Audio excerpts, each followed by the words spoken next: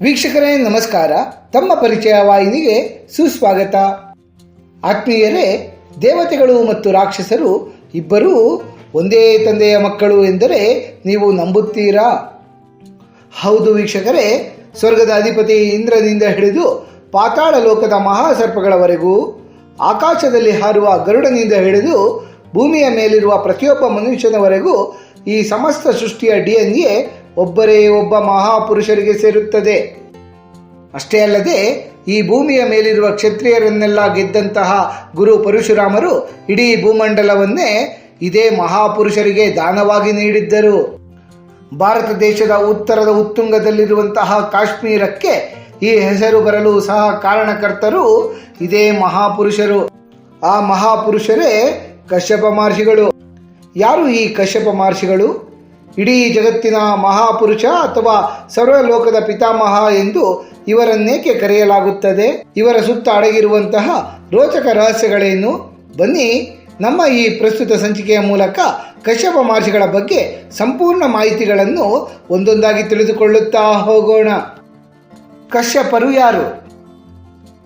ಕಶ್ಯಪರು ಹಿಂದೂ ಧರ್ಮದ ಅತ್ಯಂತ ಪ್ರಾಚೀನ ಮತ್ತು ಪೂಜ್ಯ ಸಪ್ತ ಋಷಿಗಳಲ್ಲಿ ಒಬ್ಬರು. ಇವರನ್ನು ಸಕಲ ಜೀವರಾಶಿಗಳ ತಂದೆ ಅಥವಾ ಸೃಷ್ಟಿಯ ಮೂಲಪುರುಷ ಎಂದು ಕರೆಯಲಾಗುತ್ತದೆ. ಏಕೆಂದರೆ ಬ್ರಹ್ಮಾಂಡದ ಸೃಷ್ಟಿ ಮತ್ತು ವಿಕಾಸದಲ್ಲಿ ಕಶ್ಯಪರು ಪ್ರಮುಖ ಪಾತ್ರವನ್ನು ವಹಿಸಿದ್ದಾರೆ. ಸೃಷ್ಟಿಕರ್ತ ಬ್ರಹ್ಮದೇವರು ಜಗತ್ತನ್ನು ಸೃಷ್ಟಿಸಲು ತಮ್ಮ ಮನಸ್ಸಿನಿಂದ 6 ಜನ ಪುತ್ರರನ್ನು ಸೃಷ್ಟಿಸುತ್ತಾರೆ. ಆ 6 ಜನ ಪುತ್ರರನ್ನು ಬ್ರಹ್ಮದೇವರ ಮಾನಸ ಪುತ್ರರು ಎಂದು ಕರೆಯಲಾಗುತ್ತದೆ. ಈ 6 ಜನ ಬ್ರಹ್ಮದೇವರ ಮಾನಸ ಪುತ್ರರಲ್ಲಿ ಮರೀಚಿ ಮಹರ್ಷಿಗಳು ಸಹ ಒಬ್ಬರು.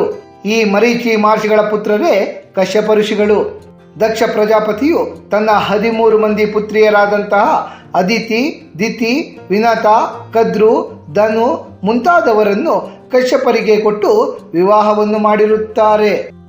ಈ ವಿಭಿನ್ನ ಪತ್ನಿಯರಿಂದಲೇ ಜಗತ್ತಿನ ವೈವಿಧ್ಯಮಯ ಜೀವರಾಶಿಗಳೆಲ್ಲ ಜನ್ಮ ತಾಳಿದರು ಎಂದು ಪುರಾಣಗಳು ಉಲ್ಲೇಖಿಸುತ್ತವೆ. ಕಶ್ಯಪರ ಪ್ರಮುಖ ಪತ್ನಿಯರು ಮತ್ತು ಅವರಿಂದ ಜನಿಸಿದಂತಹ ಮಕ್ಕಳ ಬಗ್ಗೆ ನಾವೀಗ ತಿಳಿದುಕೊಳ್ಳೋಣ. ಅದಿತಿ ದೇವತೆಗಳ ತಾಯಿ. ಅದಿತಿಯು ಕಶ್ಯಪರ ಹಿರಿಯ ಪತ್ನಿ. ಕಶ್ಯಪ ಋಷಿಗಳು ಮತ್ತು ಅದಿತಿಯರ ಸಂತತಿಯೇ ದೇವತೆಗಳು. ಅಂದರೆ ಅದಿತಿಯು ಸೂರ್ಯ, ಚಂದ್ರ, ವಾಯು, ವರುಣ ಸೇರಿದಂತೆ ಅನೇಕ ದೇವತೆಗಳಿಗೆ ಜನ್ಮವನ್ನು ನೀಡಿದಾಕೆ. ಅಷ್ಟು ಮಾತ್ರವಲ್ಲದೆ ಮಹಾವಿಷ್ಣು ದೇವರ ವಾಮನ ಅವತಾರಕ್ಕೂ ಸಹ ಕಶ್ಯಪರು ಮತ್ತು ಅದಿತಿಯರೇ ಮಾತಾಪಿತೃಗಳು. ಜಗತ್ತನ್ನು ರಕ್ಷಿಸುವ ದೇವರಿಗೆ ತಂದೆಯಾದ ಹೆಗ್ಗಳಿಕೆ ಕಶ್ಯಪರದ್ದು. ದಿತಿ ದೈತ್ಯರ ತಾಯಿ.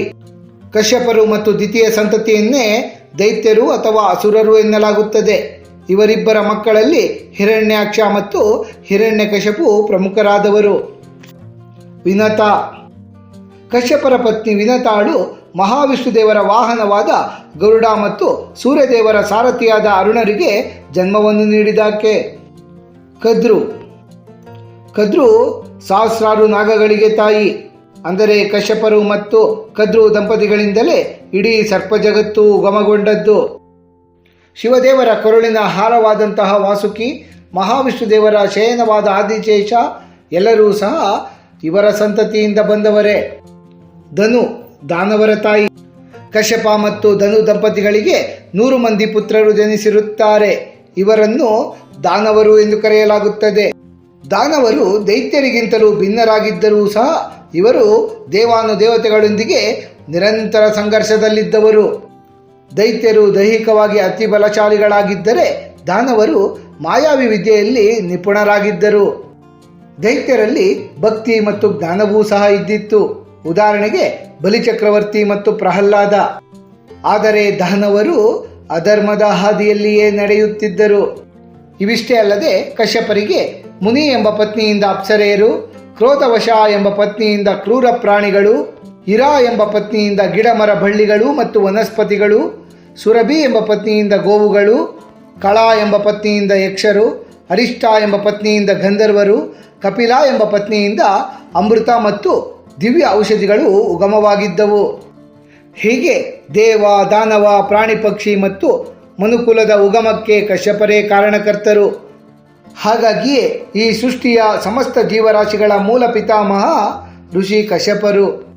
ಕಶ್ಯಪ ಗೋತ್ರ. ಕಶ್ಯಪ ಮಹರ್ಷಿಗಳ ಜೀವನವು ನಮಗೆ ವಸುದೈವ ಕುಟುಂಬಕಂ, ಅಂದರೆ ಇಡೀ ಜಗತ್ತೇ ಒಂದು ಕುಟುಂಬ ಎನ್ನುವಂತಹ ಸೌಹಾರ್ದಯುತ ಸಂದೇಶವನ್ನು ನೀಡುತ್ತದೆ. ಅವರ ಮಕ್ಕಳಲ್ಲೇ ದೇವತೆಗಳು ಮತ್ತು ಅಸುರರಿಬ್ಬರೂ ಇದ್ದರೂ ಕಶ್ಯಪರು ಸಮಭಾವದಿಂದ ಎಲ್ಲರಿಗೂ ತಂದೆಯಾಗಿದ್ದರು. ಪ್ರಕೃತಿಯ ಪ್ರತಿಯೊಂದು ಜೀವಿಯೂ ಸಹ ಪರಸ್ಪರ ಸಂಬಂಧವನ್ನು ಹೊಂದಿದೆ ಎಂಬುದಕ್ಕೆ ಕಶ್ಯಪರ ವಂಶಾವಳಿಯೇ ಸಾಕ್ಷಿ. ನಮ್ಮ ಹಿಂದೂ ಧರ್ಮದ ಪ್ರಮುಖ ಗೋತ್ರಗಳಲ್ಲಿ ಒಂದಾದ ಕಶ್ಯಪ ಗೋತ್ರ ಇವರಿಂದಲೇ ಬಂದಿರುವಂಥದ್ದು. ಕಶ್ಯಪ ಗೋತ್ರವನ್ನು ಸರ್ವಗೋತ್ರಗಳ ಮೂಲ ಎಂದು ಪರಿಗಣಿಸಲಾಗುತ್ತದೆ. ಯಾವುದೇ ಒಬ್ಬ ವ್ಯಕ್ತಿಗೆ ತನ್ನ ಗೋತ್ರ ಯಾವುದೆಂದು ತಿಳಿಯದೇ ಇರುವಾಗ ಆತ ಧಾರ್ಮಿಕ ವಿಧಿವಿಧಾನಗಳ ಸಮಯದಲ್ಲಿ ಕಶ್ಯಪ ಗೋತ್ರವನ್ನೇ ಬಳಸಲು ಶಾಸ್ತ್ರಗಳು ಅನುಮತಿ ನೀಡುತ್ತವೆ. ಏಕೆಂದರೆ ಎಲ್ಲ ಜೀವರಾಶಿಗಳು ಮೂಲತಃ ಕಶ್ಯಪರ ಸಂತತಿಯೇ ಆಗಿದ್ದಾರೆ. ಕಾಶ್ಮೀರದೊಂದಿಗಿನ ಕಶ್ಯಪರ ಸಂಬಂಧ. ಕಾಶ್ಮೀರಕ್ಕೆ ಆ ಹೆಸರು ಬರಲು ಕಶ್ಯಪರೇ ಕಾರಣ. ಪ್ರಸ್ತುತ ಕಾಶ್ಮೀರ ಎಂಬ ಪದವು ಕಶ್ಯಪರ ಮಿರಾ ಎಂಬ ಪದದಿಂದ ಬಂದಿದೆ. ಸಂಸ್ಕೃತದಲ್ಲಿ ಮಿರಾ ಎಂದರೆ ಸರೋವರ, ಅಂದರೆ ಕಶ್ಯಪರ ಸರೋವರ ಎಂಬರ್ಥ ಬರುತ್ತದೆ. ಪುರಾಣಗಳ ಪ್ರಕಾರ ಪ್ರಾಚೀನ ಕಾಲದಲ್ಲಿ ಇಡೀ ಕಾಶ್ಮೀರ ಕಣಿವೆಯು ಸತೀಸರ ಎಂಬ ಹೆಸರಿನ ಬೃಹತ್ ಸರೋವರವಾಗಿತ್ತು. ಈ ಸರೋವರದಲ್ಲಿ ಜಲೋದ್ಭವ ಎಂಬ ರಾಕ್ಷಸ ವಾಸಿಸುತ್ತಿದ್ದನು ಹಾಗೂ ಆತನು ಸಮೀಪದ ಜನರಿಗೆಲ್ಲ ತುಂಬಾ ಕಿರುಕುಳವನ್ನು ನೀಡುತ್ತಲಿದ್ದನು. ಒಮ್ಮೆ ಕಶ್ಯಪ ಋಷಿಗಳು ಈ ಸ್ಥಳಕ್ಕೆ ಭೇಟಿ ನೀಡಿದಾಗ ಅಲ್ಲಿದ್ದ ಜನರ ಸಂಕಷ್ಟಗಳನ್ನೆಲ್ಲ ಕಂಡು ಆ ರಾಕ್ಷಸನನ್ನು ಸಂಹರಿಸಲು ಅವರು ನಿರ್ಧರಿಸುತ್ತಾರೆ. ಅವರು ತಮ್ಮ ತಪೋಶಕ್ತಿಯಿಂದ ಆ ಸರೋವರದ ಬಳಿ ಸೀಳೊಂದನ್ನು ನಿರ್ಮಿಸಿ ಸರೋವರದ ನೀರೆಲ್ಲ ಹರಿದು ಹೋಗುವಂತೆ ಮಾಡಿ ನಂತರ ಅಸುರನನ್ನು ಸಂಹರಿಸುತ್ತಾರೆ. ಹೀಗೆ ಸರೋವರದ ನೀರೆಲ್ಲ ಹೊರಹೋದ ನಂತರವೇ ಈ ಜಾಗ ಫಲವತ್ತಾದ ಕಣಿವೆಯಾಗುತ್ತದೆ. ಆ ರಾಕ್ಷಸನ ಸಂಹಾರದ ನಂತರ ಅಲ್ಲಿ ಅನೇಕ ಋಷಿಮುನಿಗಳು ಬಂದು ನೆಲೆಸುತ್ತಾರೆ. ಆ ಜಾಗವು ಜ್ಞಾನ ಮತ್ತು ಆಧ್ಯಾತ್ಮದ ಕೇಂದ್ರ ಬಿಂದುವಾಗುತ್ತದೆ. ಕಾಲಕ್ರಮೇಣ ಜನರ ಆಡುಭಾಷೆಯಲ್ಲಿ ಕಶ್ಯಪ ಮಿರಾ ಕಾಶ್ಮೀರವಾಗಿ ಬದಲಾಗಿದೆ. ಭೂಮಿಗೆ ಕಶ್ಯಪಿ ಎಂದೇಕೆ ಕರೆಯುತ್ತಾರೆ? ಪುರಾಣಗಳ ಪ್ರಕಾರ ಭೂಮಿಗೆ ಕಶ್ಯಪ ಮುನಿಗಳಿಂದಲೇ ಕಶ್ಯಪಿ ಎಂಬ ಹೆಸರು ಬಂದಿದೆ. ಇದಕ್ಕೆ ವಿಶೇಷವಾದ ಹಿನ್ನೆಲೆ ಇದೆ. ಗುರು ಪರಶುರಾಮರು 21 ಬಾರಿ ಭೂಮಿಯನ್ನು ಸುತ್ತಿ ಕ್ಷತ್ರಿಯರನ್ನು ಸಂಹರಿಸುತ್ತಾರೆ. ಹೀಗೆ ಇಡೀ ಭೂಮಂಡಲವನ್ನು ಅವರು ಗೆದ್ದಿರುತ್ತಾರೆ. ಗುರು ಪರಶುರಾಮರು ಇಡೀ ಭೂಮಂಡಲವನ್ನು ಗೆದ್ದ ನಂತರ ಅಶ್ವಮೇಧ ಯಾಗವನ್ನು ಮಾಡುತ್ತಾರೆ. ಆ ಯಜ್ಞದ ಮುಖ್ಯ ಪುರೋಹಿತರು ಕಶ್ಯಪ ಋಷಿಗಳು. ಯಜ್ಞದ ದಕ್ಷಿಣೆಯಾಗಿ ಗುರು ಪರಶುರಾಮರು ಇಡೀ ಭೂಮಿಯನ್ನೇ ಕಶ್ಯಪರಿಗೆ ದಾನವಾಗಿ ನೀಡುತ್ತಾರೆ. ಕಶ್ಯಪರು ಆ ಕ್ಷಣದಿಂದ ಭೂಮಿಯ ರಕ್ಷಕರು ಮತ್ತು ಒಡೆಯರೆನಿಸಿಕೊಳ್ಳುತ್ತಾರೆ. ಆದ್ದರಿಂದಲೇ ಭೂಮಿಯನ್ನು ಕಶ್ಯಪರ ಪುತ್ರಿ ಎಂಬರ್ಥದಲ್ಲಿ ಕಶ್ಯಪಿ ಎಂದು ಕರೆಯಲಾಗುತ್ತದೆ. ಸೂರ್ಯವಂಶದ ಮೂಲ. ಪ್ರಭು ಶ್ರೀರಾಮಚಂದ್ರರು ಜನಿಸಿದ ಸೂರ್ಯವಂಶ ಉಗಮವಾಗಿದ್ದು ಕಶ್ಯಪ ಮಹರ್ಷಿಗಳಿಂದಲೇ. ಕಶ್ಯಪ ಮತ್ತು ಅದಿತಿ ದಂಪತಿಗಳ ಪುತ್ರರೇ ವಿವಸ್ವಂತ ಅಥವಾ ಸೂರ್ಯದೇವ.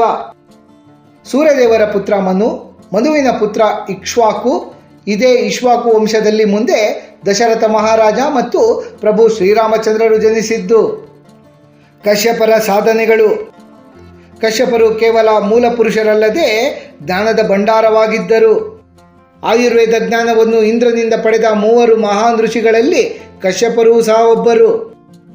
ಆಯುರ್ವೇದ ಶಾಸ್ತ್ರದಲ್ಲಿ ಇವರು ರಚಿಸಿದ ಕಶ್ಯಪ ಸಂಹಿತೆ ಅತ್ಯಂತ ಮಹತ್ವಪೂರ್ಣವಾದದ್ದು. ಇದನ್ನು ವಿಶೇಷವಾಗಿ ಮಕ್ಕಳ ವೈದ್ಯಕೀಯ ಶಾಸ್ತ್ರದ ಮೂಲ ಗ್ರಂಥ ಎಂದು ಪರಿಗಣಿಸಲಾಗುತ್ತದೆ.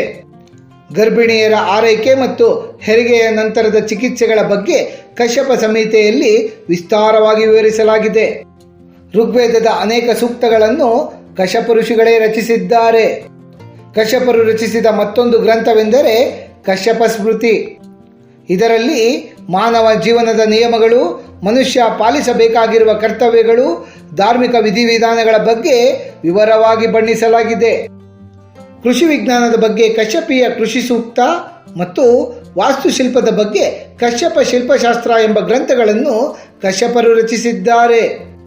ಆತ್ಮೀಯ ವೀಕ್ಷಕರೇ, ಕಶ್ಯಪ ಮಹರ್ಷಿಗಳ ಕುರಿತಾಗಿ ಸಮಗ್ರ ಮಾಹಿತಿಯನ್ನು ತಿಳಿದುಕೊಂಡ ನಮಗೆಲ್ಲರಿಗೂ ಆ ಭಗವಂತನ ಕೃಪಾ ಕಟಾಕ್ಷ ಸದಾಕಾಲ ಇರಲೆಂದು ಕೋರಿಕೊಳ್ಳುತ್ತಾ ಈ ದಿನದ ಸಂಚಿಕೆಯನ್ನು ಮುಗಿಸುತ್ತಲಿದ್ದೇವೆ. ವೀಕ್ಷಕರೇ, ನಿಮಗೆ ಈ ವಿಡಿಯೋ ಇಷ್ಟವಾಗಿದ್ದಲ್ಲಿ ಲೈಕ್ ಮಾಡಿ, ಶೇರ್ ಮಾಡಿ ಮತ್ತು ಸಬ್ಸ್ಕ್ರೈಬ್ ಮಾಡಿ ಹಾಗೂ ಬೆಲ್ ಬಟನ್ ಒತ್ತುವುದನ್ನು ಮರೆಯಬೇಡಿ.